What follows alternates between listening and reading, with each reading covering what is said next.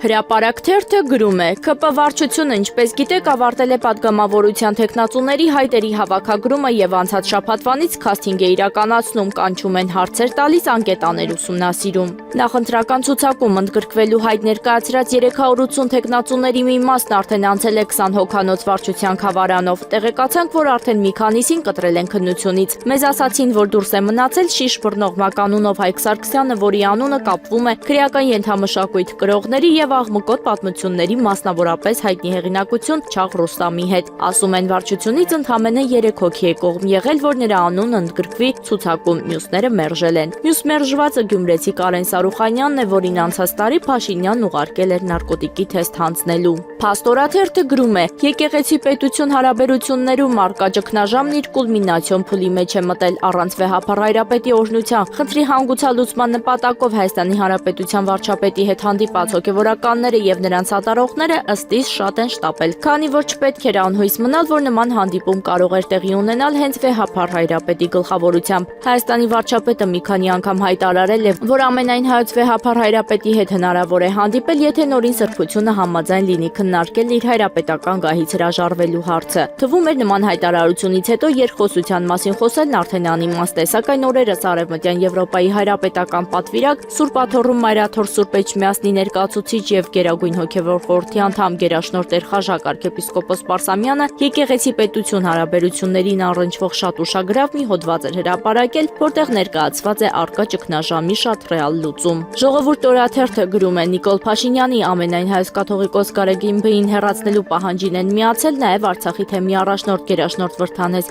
եպիսկոպոս Աբրահամյանը։ Այս մասին Արցախահայությունն իմացել է միայն նոյեմբերի 27-ին, երբ հրապարակվել էր տեսանյութ, որտեղ վեհափառի դեմ դուրս եկած բարձրաստիճան հոգևորականները, եպիսկոպոսներ ու արքեպիսկոպոսներ հանդիպում քննարկում են ունեցել Նիկոլ Փաշինյանի հետ։ Այդ հանդիպում քննարկմանը ներկա է գտնվել Վրթանես Սրբազանը։ Արցախի թեմի առաջնորդի կեցվածքն առաջացրել է ոչ միայն արցախահայության դժգոհություն, այլև ինչպես մեր աղբյուրներն են հայտում, խռովություն է առաջացրել անգամ սեփական տանպատերի ներսում հարազատների միջև։ Այս դեպքից հետո, ինչպես մեր աղբյուրներն են հայտում, Սրբազանի քույրերը խզել են իրենց կապերը հարազատ եղբոր հետ։ Նշենք, որ Վրթանես Սրբազանի քույրերից մեկի որդին էլ զոհվել է 44-օրյա պատերազմի ժամանակ։ Հրապարակ թերթը գրում է. իշխող թիմում նախատոնական հավաքի են պատրաստվում դեկտեմբերի 27-ին ազգային ժողովի քաղպայմանագրի ֆրակցիան կառավարության կուսակցական անդամները Նիկոլ Փաշինյանի գլխավորությամբ, ինչպես նաև ԿՊԱ-ական թիմ ներկայացուցիչները հավաքվելու են Արտաշատում։ Նախնական որոշմամբ հավաքի վայր է ընտրվել Արտաշատի ճանապարհին վերջերս բացված Ադանա ռեստորանը։ Իսկ թե ինչ բնույթ կունենա հավաքը, կլինի միայն տարեվերջի անքեֆ ուրախություն, թե նաև քաղաքական ժողով, այս պահին հայտնի չէ։ Թեպետ իշխանականները չեն բացառում, որ երկուսը մեկում արվի, չէ՞ որ քաղաքական ժողովների ժամանակ քննարկում են տվյալ պահին ակտուալ հարցեր, ինչն անգամ տոնական հավաքներին հնարավոր չի լինում շրջանցել։